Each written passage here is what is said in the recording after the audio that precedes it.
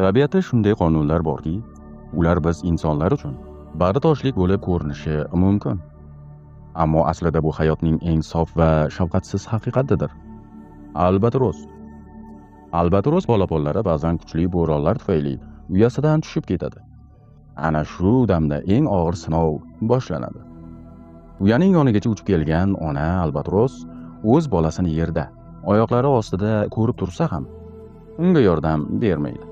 Uni uyasiga qaytarib ham qo'ymaydi. Bu mehrsizlik emas, balki yaratganning tabiatga muhrlagan instinktidir.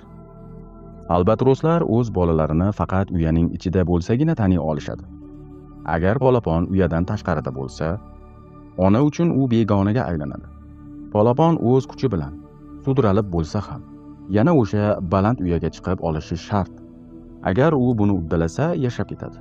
Uddalay olmasa, nobud bo'ladi. Ba'zida hayot bizni ham uyimizdan, qulaylik hududimizdan uloqtirib yuboradi. Atrofdagilar, hatto eng yaqinlarimiz ham yordam bera olmayotgandek tuyulishi mumkin.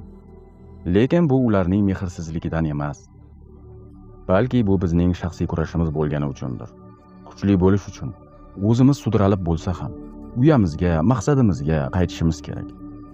Albatros bolasi kabi o'z kuchi bilan o'rniga qaytgan insongina hayotning bo'ronlariga bardosh bera oladigan qanot chiqaradi. Albatroslar 60-70 yilgacha umr ko'radi va bir umrga bitta juft bilan qoladi. Ular qanot qoqmasdan soatiga 127 kilometr tezlikda ucha oladi va dunyoni 46 kunda aylanib chiqishga qodir. Polapon uyada 1 yilgacha ota-onasi tomonidan boqiladi va u yerdan faqat uchishga tayyor bo'lganidagina chiqadi azizlar. Har biringizni kasb-koringizga baraka bersin. Sog', salomat bo'linglar.